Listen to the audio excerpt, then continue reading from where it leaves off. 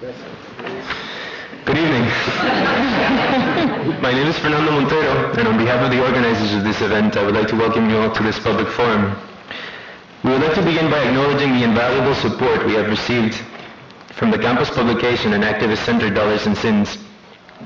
We would also like to thank our sponsors, the USG, the Program in African American Studies, the Princeton Justice Project, the PACE Center, the Council for the Humanities, the Program in American Studies, and the Woodrow Wilson School. In addition, we would like to thank the Coalition for Peace Action and the Princeton Progressive Nation for their publicity efforts on behalf of this event.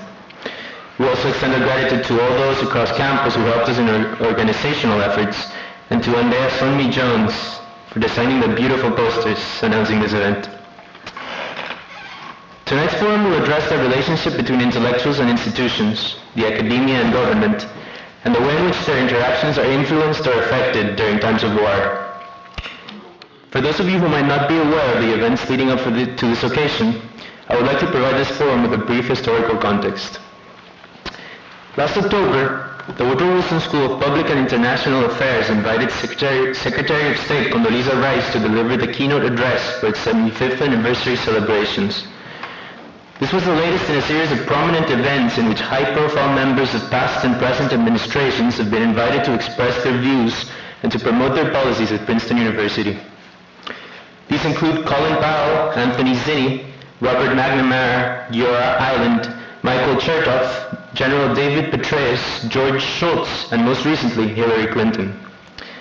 Many students and professors were distressed to find that most of these events took place without meaningful interaction between the audience and the speaker. For example, General Petraeus was left completely unquestioned and unchallenged about his then recent leadership in the demolition of the city of Fallujah, where several thousands of innocent civilians were killed and 250,000 Iraqis were displaced from their homes. Referring to these concerns and others, an independent, interdepartmental group of graduate and undergraduate students, both American and international, composed a letter to President Tillman and to the Dean of the Woodrow Wilson School. Signed by 130 members of the university community, the letter was published in the Daily Princetonian, prompting responses from Dean Slaughter, President Tillman, and many campus publications. Tonight's occasion, organized by the authors of that letter, is the latest in a series of exchanges that have since taken place. The immediate motivation for that letter was the address delivered by Condoleeza Rice and the way in which the Woodrow Wilson School received her. In her address, Ms. Rice defended the use of violence in Iraq and elsewhere in a way that violates international codes of conduct, laws, treaties, and human rights. Dean Slaughter stated that Rice exemplifies the university's values and celebrated the Secretary of State's career as a public servant. Our letter responded to these actions and also criticized, quote, a conspicuous absence of voices external to institutions, voices that can offer glimpses of the everyday significance of policy, unquote. In the high-profile events of our School of Public and International Affairs, the persons, actors, and voices that foreign and domestic policy most affect are persistently excluded or displaced. The authors of the letter were pleased to receive responses from important members of the university community, but found that the replies misrepresented, overlooked, and ultimately dismissed their central concerns. We wish to briefly fire claims and criticisms, hoping to provide a concrete basis for tonight's discussion. We do not speak from a specific partisan position. Our concerns pertain to all intellectuals and representatives of all political affiliations.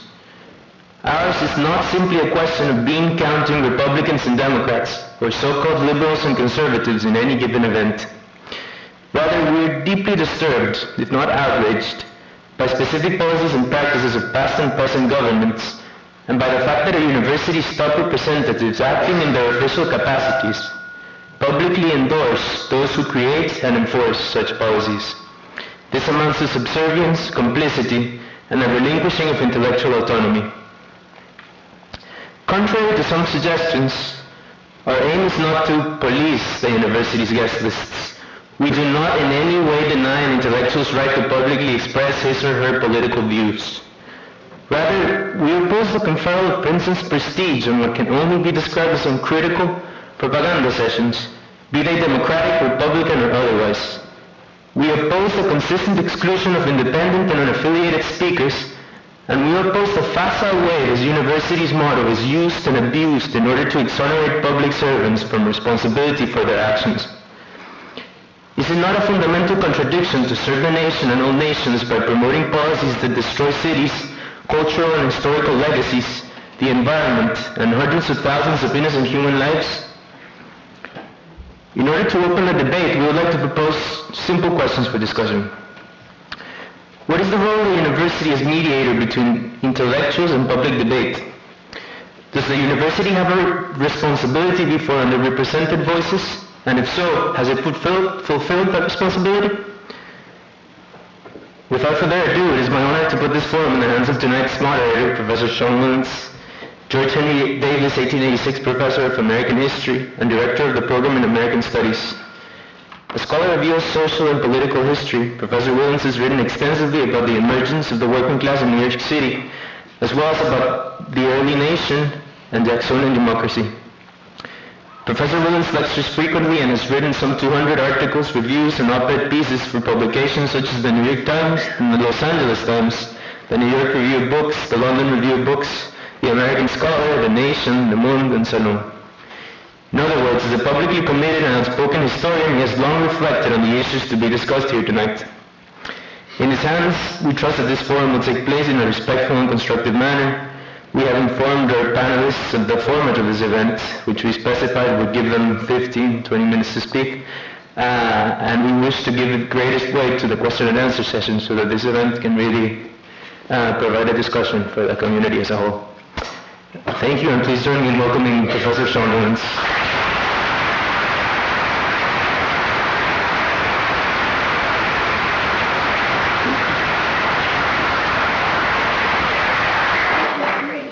Thank you, Fernando.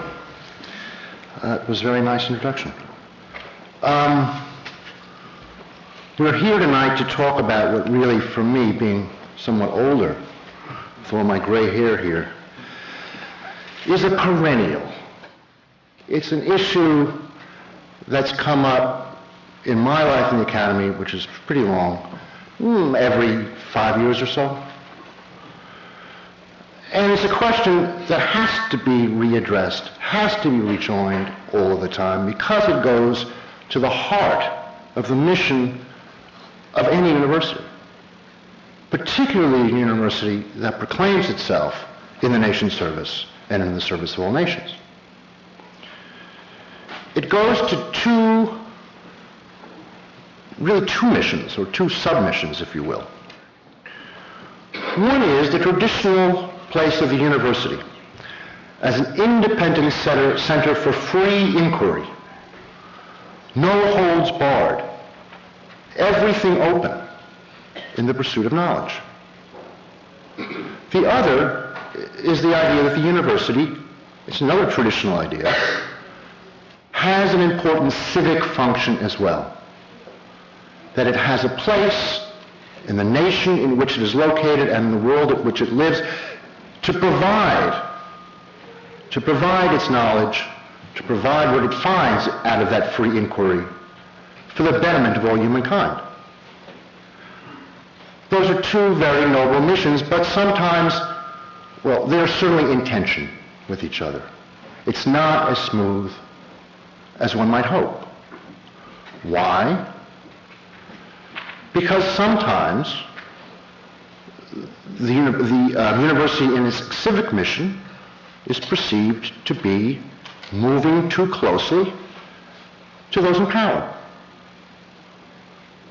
By the same token, there's the danger that the university will simply secede from society, will have no civic role. This is a tension. It's one that is very delicate, one that is very touchy, one that brings out a lot of emotion, but one that has to be continually readdressed. It's a tension that raises hackles all across the political spectrum, as Fernando said. And I remember when I was coming up, it was all about universities' complicity in the war in Vietnam. and the ways in which research from the war in Vietnam was being, in the universities was being used for that war. But it can come from the other side of the political spectrum as well. I remember professors in this university being demonstrated against because of their ideas, because they offended a certain particular point of view. I remember very vividly criticisms for bringing to campus a political leader who was deemed to be immoral.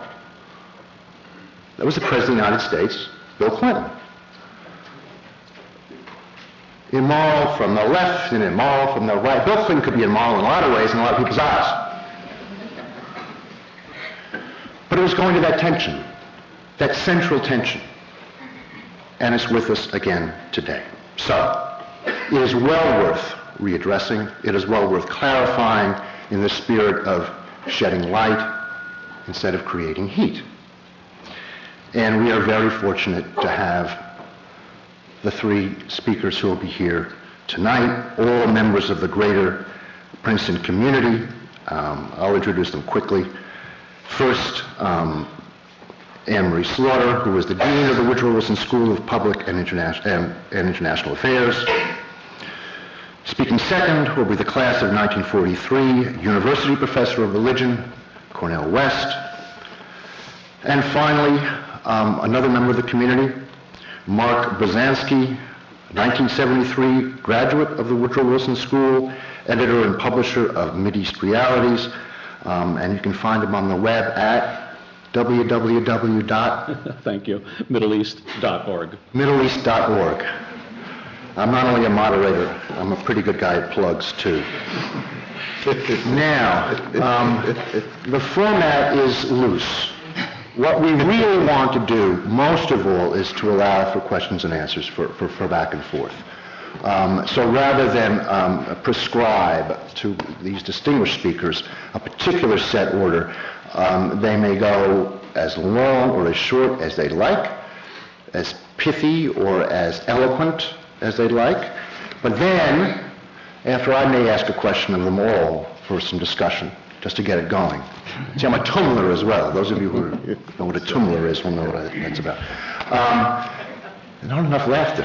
I will ask, and then we'll open it up for discussion afterwards. So, let me, with great pleasure and pride, introduce my friend, the Dean of the Woodrow Wilson School, Anne-Marie Slaughter. Thank you.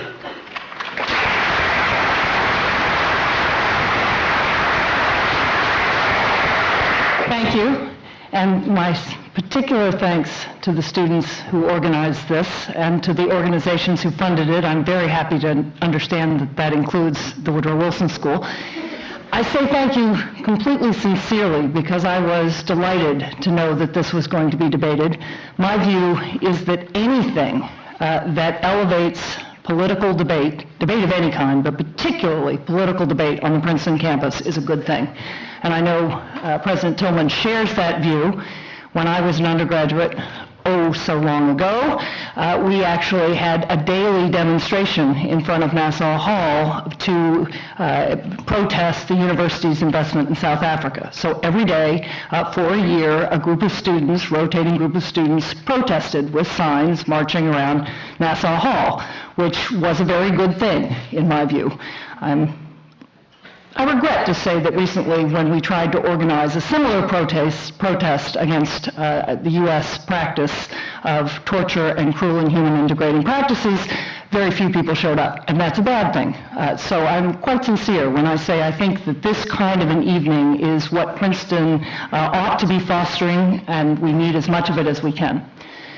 So I'm going first. I'm not going to talk for 15 minutes. I'm going to try to lay out the facts. I think it's always helpful to start with the facts. And then I will, I think, highlight what I see to be the critical issue, and then let my fellow panelists tell me what they think the issue is, and then, of course, I'll save some time for rebuttal.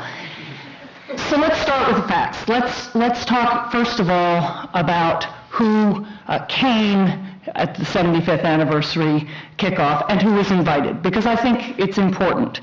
We invited Secretary Rice. We invited her back in May.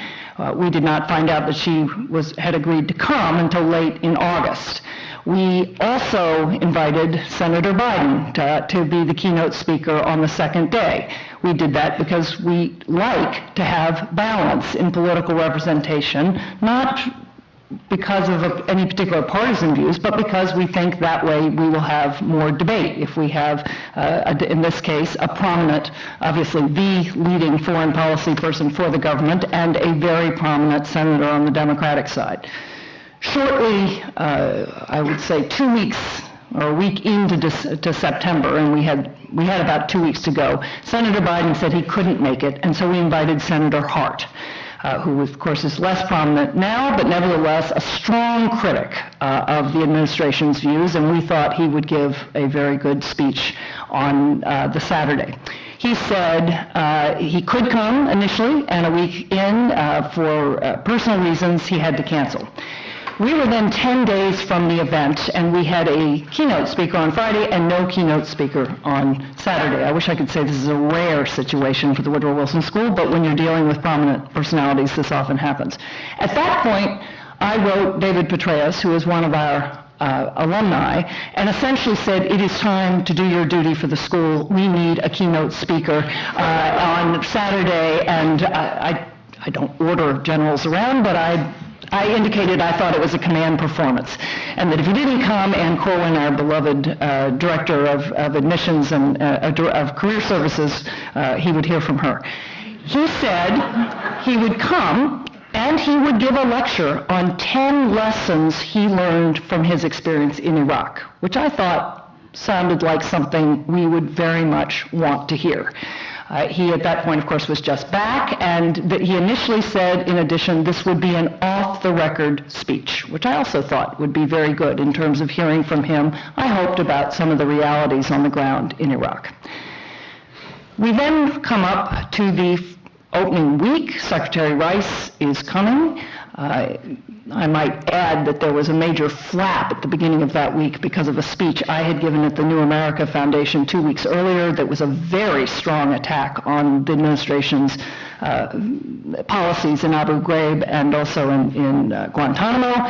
Nevertheless, the secretary was on track, and we had General Petraeus.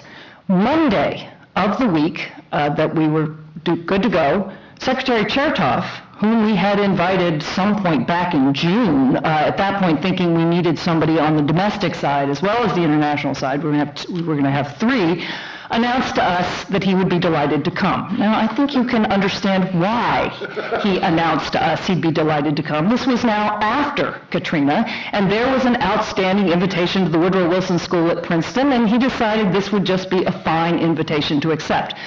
It is not my practice to say, oh, I'm very sorry, no, we can't have you now. We did extend you the invitation, but we no longer want you. So we said Secretary Chertoff would be delighted. And of course, we ended up with Secretary Rice and Secretary Chertoff and David Petraeus. And the final fact that I think is relevant here, Secretary David Petraeus, having planned to talk about 10 lessons from Iraq, that week, if you will recall, was the week that the readiness of Iraqi forces was attacked by another general on Capitol Hill. So General Petraeus decided he would use the platform to give a rebuttal about the readiness of the Iraqi forces, which was not the original plan, and I don't think I would have encouraged him had I known that's what he planned to speak about. Nevertheless, at that point, he made it on the record and he gave the speech he gave. There were, of course, questions in the audience, but that leads me to my next set of facts concerning how we handled these speakers. Secretary Rice initially wanted to spend an entire day and or from noon until about 8 o'clock, and she explicitly said that she wanted to meet with students. She wanted to meet with students in a completely open roundtable environment, and then she would give a speech, and she would speak for 20 to 30 minutes, and she would take questions for at least 30 minutes, if not longer. And indeed, her press spokesman emphasized to me that she genuinely enjoyed these kinds of roundtable events. She also insisted that no questions be planted, that it be absolutely unscripted. We would never have planted them anyway, but this came from her. she did spend an hour before she came on stage with a group of 30 Princeton students sitting in a room downstairs with, in good Princeton fashion, faculty members around the edges of the room not speaking. Students got to ask the questions. It was a very open discussion. She just took questions. Shirley Tillman and I sat there and she responded for an hour. I very much wish that could have been broadcast, but the whole point was to have a more intimate encounter. We then came up to the stage. However, on Wednesday, she called to say that she had to go back to Washington, and indeed she wasn't even sure she was going to be able to make the talk at the time we'd scheduled, but she absolutely had to leave. I can't remember now whether it was 3:30 or 3:45. But what that left us with was her talk and only 15 minutes for questions, which was clearly not enough time for questions. Nevertheless, I looked out, saw the protesters standing in the back, saw this vast sea of faces, picked one from the right, one from the center, one from the left, not politically but geographically, who knew, and we got the 3 questions we got, which were they ranged from questions on Latin America to a question on Karen Hughes' trip. Unfortunately, entirely randomly, we did not get a question about Iraq, which I think many people in the audience wanted to hear. Similarly, with General Petraeus, there were questions. There was not enough time for questions. There rarely is, because people speak longer than they want, and all of these events are in very crowded time periods. I did take the occasion to ask General Petraeus about Abu Ghraib, because I didn't want to see him step down without at least facing that question. There were other questions we could have asked him. Same story with Michael Chertoff, who spoke, had a tight time schedule, and we had the questions that were open.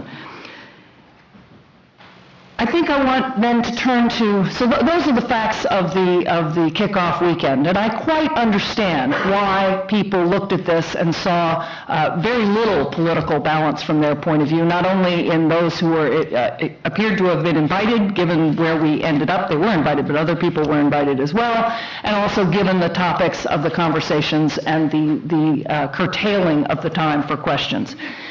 At the same time, we, of course, last year when we invited Giora Island and Anthony Zinni, we invited Hanan Ashrawi as another keynote, precisely because we wanted to hear from multiple different points of view. This year, we had invited Madeleine Albright as our first request. We actually invited her for the kickoff, and she decided to come in April, which is then why we asked Secretary Rice for September. So she, of course, will be coming in April. And it looks like, particularly after the Alito hearings, that Senator Biden is very willing to come to Princeton. I suggested to him that he had a little repairing to do of his reputation in Princeton. So we think, will be here also in April. And of course, on February 24th, we have Public Service Day, where there is a full roster of our alumni coming back, pretty much equally distributed from Elliot Spitzer to Ben Bernanke, and people like Ted Sorensen from the Kennedy administration coming and speaking. We, of course, if you look at overall whom we invite, it is a very broad spectrum of people, and we want it that way. But I assume that is not the key issue. I take the introduction as at face value that, of course, we're a university and we should never try to invite people based on what we think they're going to say, and we should never deliberately espouse a particular point of view, and we should foster debate at all points. We are here to encourage active debate and inquiry. I assume we all accept that. To me, the debate is really about my statement when Secretary Rice came, which was on the website, that she exemplified Princeton's highest values. I'm going to assume that's the issue that I think people are most interested in. I think it's the issue that is more worthy of debate than whether we should invite people from both sides of the political spectrum as we do. My statement, which I'm quite happy to stand by, referred to Secretary Rice's career as someone who, in the first place, grew up in the segregated South and was determined to go into government and to be someone who made policy rather than being on the receiving end of policy. She didn't decide to go into anti-discrimination policy or anything else, but she did travel a very long journey from a time in which the idea that she could be Secretary of State was absolutely unthinkable. It was unthinkable when I was an undergraduate, so it certainly was unthinkable for her growing up. Equally important, she was a distinguished professor and provost of Stanford. But, like Woodrow Wilson himself, she took her expertise from the academy and put it to work in the service of her government.